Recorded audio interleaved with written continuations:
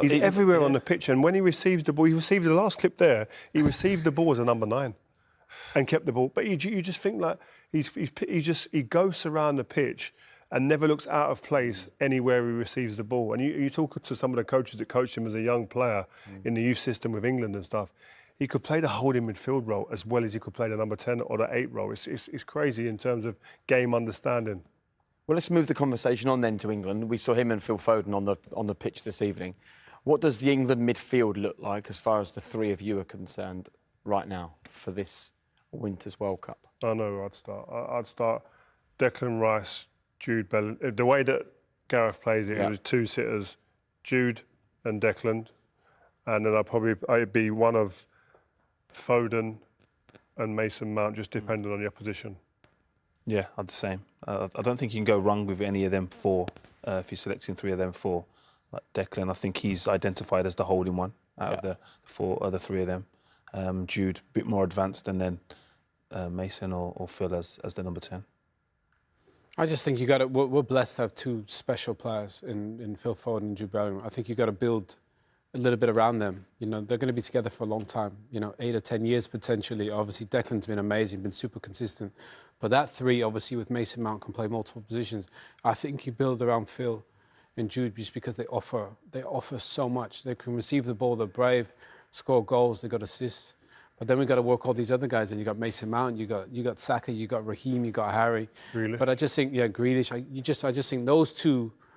I think for the next 8 or 10 years, they could give us so much. Just imagine if we'd actually kept hold of Musiala as well. Amazing. Like, wow, it's crazy, the talent. And it's just great to see. I love seeing young talent, whether they're English or not, but it's just to see him performing at this level as well. Champions League football, now we're going into a World Cup as well.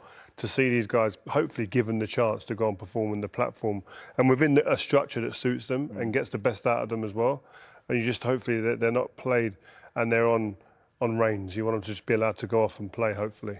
And, we've all seen England, and you've been involved in England, when we've had brilliantly talented midfielders that don't complement each other, that kind of step on each other's toes a bit. When we talk about Foden and Bellingham, they are smart enough and good enough to really complement each other. Totally different, but then so similar in some ways. But I think for our era, you played differently. It was 4-4-2, and we tried to accommodate a lot of guys. It didn't really work. I think they're not going to have that. I think, if anything, I'd like to see somebody step ahead of the curve, step ahead of everybody else and go, I'll be the guy. I think Jude could do that. I think he's that brave. I think Phil could do that. We've been in tournaments where we've trained every day. Training's been amazing. And then you get into the game, for whatever reason, it's not there. Freeze. I don't think Jude and Phil have that in them, I just think they always back themselves. And in tournament football, when the pressure's there, you need people that are going to rise up to it. It's not always the most talented guys. It's sometimes the guys that dig a little bit deeper. And that's what I think makes Jude special. He's a super player. But I think when it's difficult, I think he's going to be the guy that also, you can look to. When it's difficult, you don't want to see numbers on shirts when you've got the ball at the back or on the pitch. You want to see people that come to you and say, give me the ball. And I think those guys have got that in them. And Declan's the same. And I think those 3 in there and Mason Mount, they're not hiders. They're not people that hide. You see at their club games when things aren't going well, they're happy to get on the ball and take the ball anywhere. We saw them clips there of Jude. He's taking the ball everywhere on the pitch against arguably one of the best teams in the world at the moment. So that shows you that the personality that's needed at the top level, we're going to go into a World Cup. You need people, forget ability, you need characters, personality, people that want it, people that understand that I've got the personality, the shoulders to take the pressure.